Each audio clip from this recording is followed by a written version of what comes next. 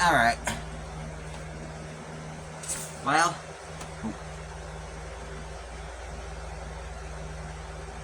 This is episode 70 of Cryptid Time. This is the final episode for right now, because I'm going to take a break from Cryptid Time, but I'll still be posting videos and all that, so hopefully I can get up onto the mountain soon and start doing some investigations, because there's a bunch of Bigfoot sightings, Sasquatch, whatever you want to call it, sightings up on the mountain close to me. There's a bunch of, like, obviously, like, snakes and all that I want to find up there too, but yeah, so hopefully you'll be seeing more videos of me up on the mountain. But yeah, like I said, this channel is mostly cryptid and animal based, maybe some paranormal.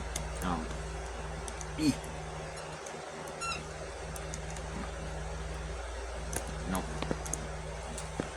Alright. Okay. I need a new tripod. Don't.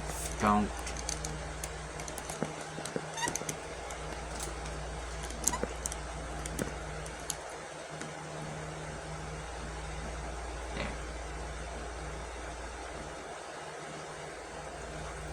Okay. This shall be good. But yeah, anyways. Oh yeah, West Virginia.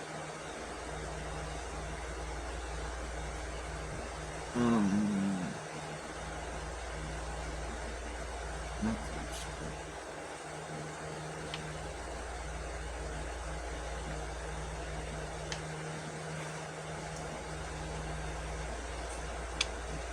Okay, yeah.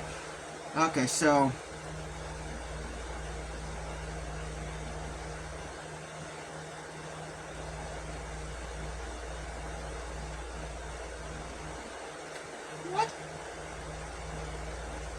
okay, so we're in West Virginia.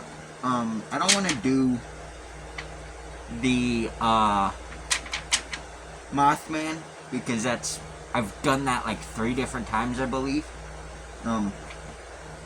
So we're gonna do the other creature from the TNT area. The Sheepsquatch. The TNT area isn't just the stomping ground of a black man-sized terror. It's also the home to a white man-sized terror. The Sheepsquatch, this beast is a bipedal creature covered in white wool with a pointed head, a fang-filled mouth, and the horns of a goat.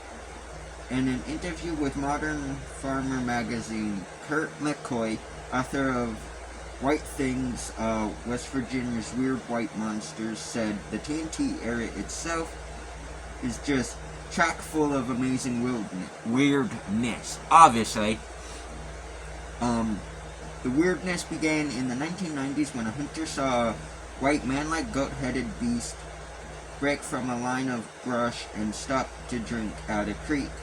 Not noticing the man, it casually rose and continued through the forest. Not long after the hunter's sighting, a family returning from a reunion saw a tall goat-like creature step from the woods. The witness described it as being 7 to 8 feet tall, covered in shaggy white hair with legs like a man, McCoy told Modern Farmer, and they described the face as looking a bit long like a sheep and having horns like a ram.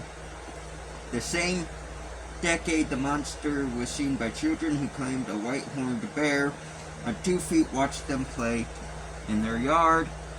A motorist saw it sitting in a ditch, and campers claimed the Sheepsquatch threatened them at their campsite in the evening, but wouldn't approach the fire.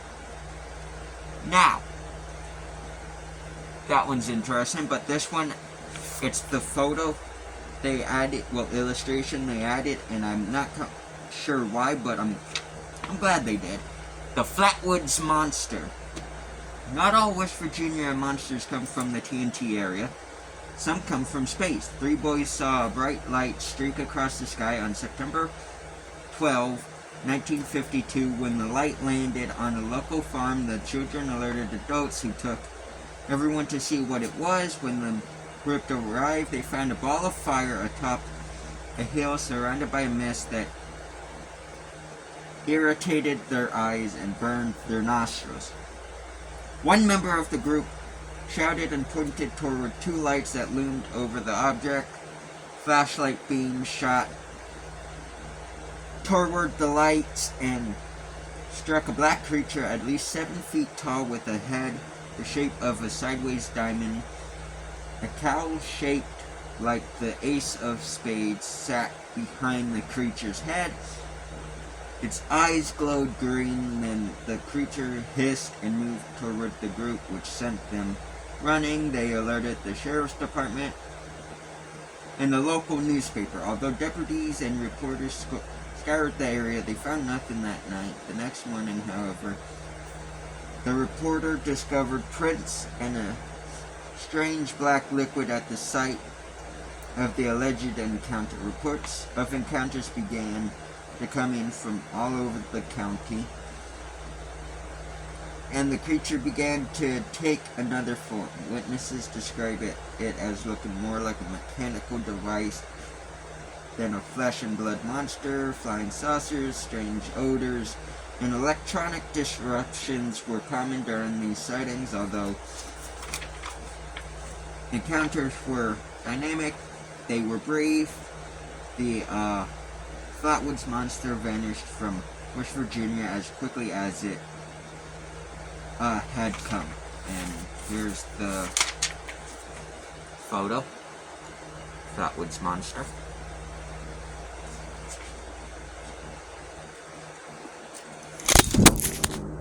Jesus. Give me a second.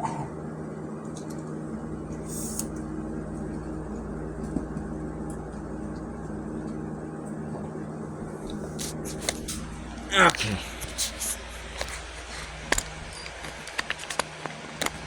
Now.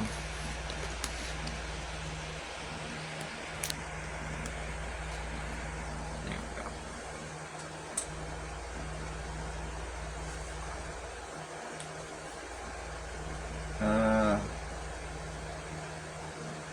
No. Okay. Appalachian black panthers. Okay, I seen a video where a guy showed a video of an actual black panther caught on a trail cam and said it's a house cat. Damn thing in the in that trail cam, like in the photo, it looked like that. But in real life, we all know that something that looks like that is, you know, like that. But it was jet black. It was sleek black, and it had shortish hair. If it was a house cat, not only would it come up smaller, but also you could tell where the fur, like with house cats, the fur is, you can tell where it sticks up and all that. On cougars and mountain lions, pumas, panthers, whatever you want to call it, they are, like, you can't really see it. That's how short their hair is. So, and this guy's a total, let's just say, dimwit. But he said, yeah, there are no black panthers in the Appalachian Mountains. From Maine all the way down the Appalachian Mountains, sorry. I know someone's gonna yell at me for saying Appalachia. But the Appalachian Mountains, all through there are sightings of mountain lions. Not even black ones, just regular sightings. So, there's definitely something out there. Whether it's a big cat or not, there's something out there that people are seeing. Not to mention, down in Florida is the only place that has eastern cougars now. They're called Florida panthers, but still, that's the only place.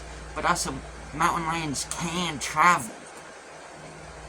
So what's stopping them in Florida from just coming up north?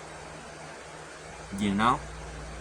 Because there was a cougar not long ago that used to reside in, I think it was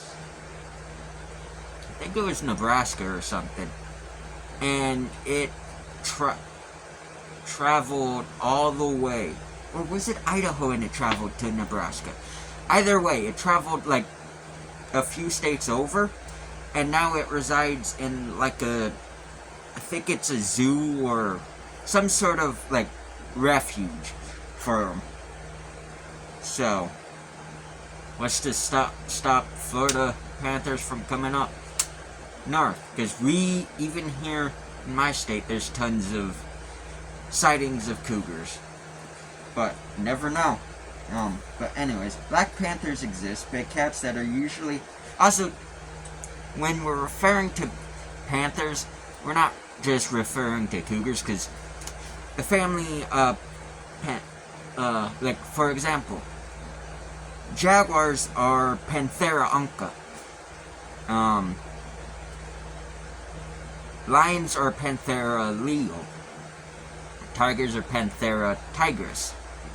And so on and so forth. So, panther refers to any big cat in that family. So you could look at a lion and call it a panther. Just to leave people know. Big cats that are usually spotted, such as jaguars, leopards, and bobcats, can be melanistic.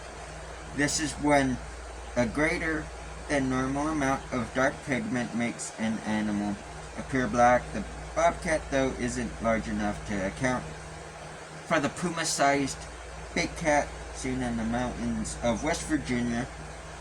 Leopards are native to Africa and Asia. The jaguar is native to Central and South America, once native to southern states. They are still reported in Texas and New Mexico. They also are sighted in give me a second, my friends. In parts of Mexico, and we've caught footage of one in Nevada, I believe it is. Nevada or Arizona. I think it was Arizona. But yeah. And then we have ocelots that come up into the deserts. Ocelots are South American creatures.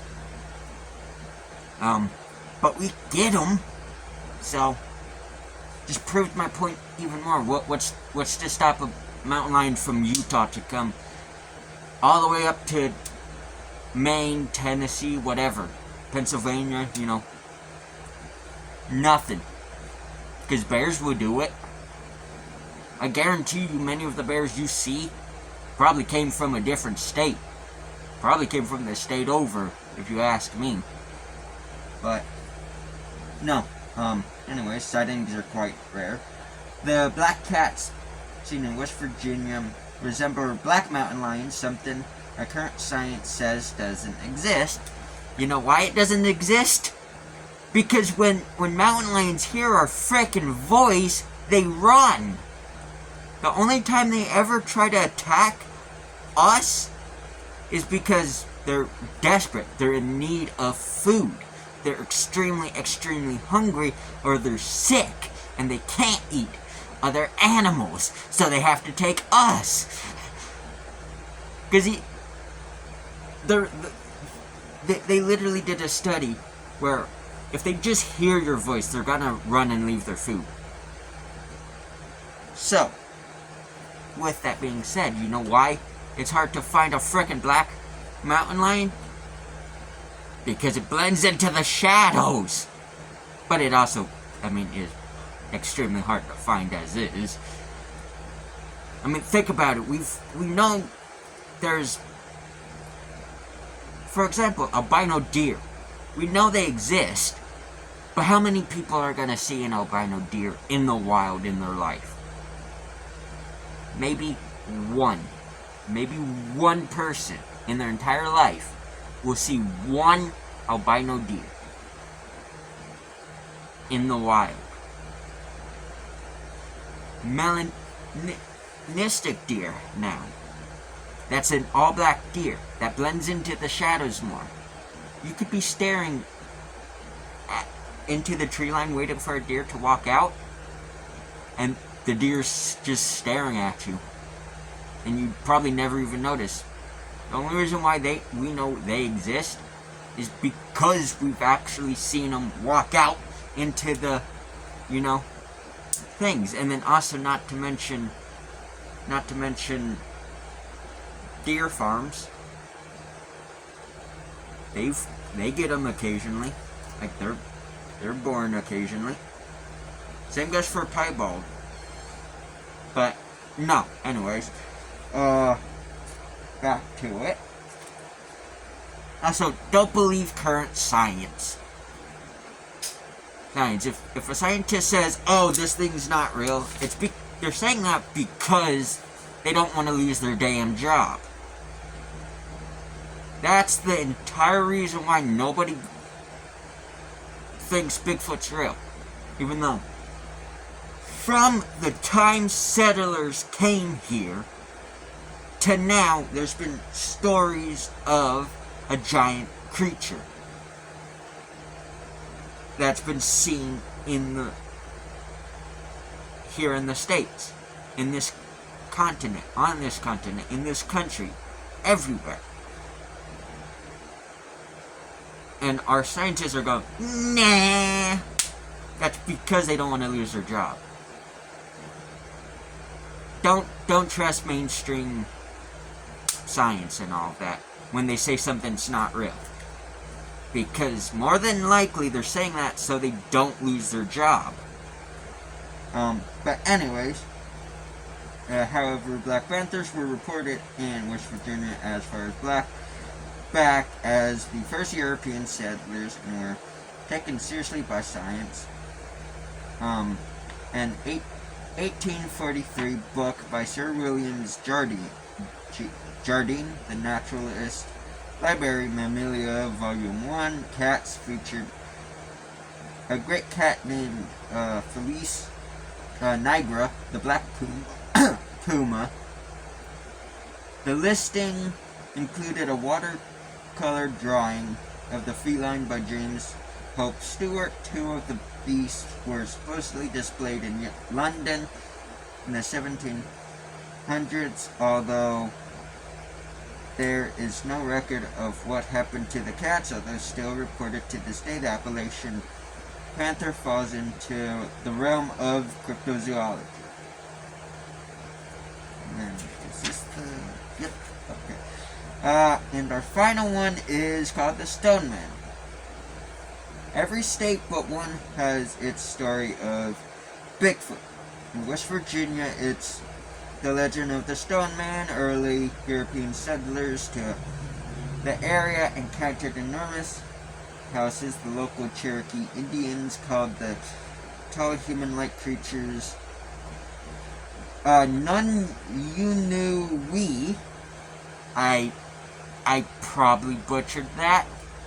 I'm sorry if if I did. Which means Stone Man, because no weapon could pierce its skin. Adventurers and later timbermen encountered the Stone Man much more often than they would have liked. Apparently, people still are encountering the Stone Man in West Virginia to the tune of 100 reports per year. Like this report, investigated by BFRO, Bigfoot, the BFRO, Bigfoot Field Research Organization. In 2009, a timber worker was cutting down a tree when he noticed the black figure standing farther back in the forest, although he first thought it was a bear standing on its hind legs.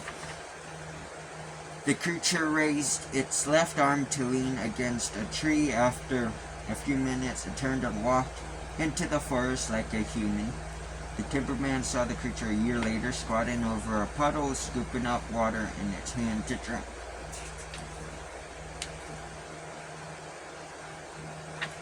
Okay. Well, that does it for us. So,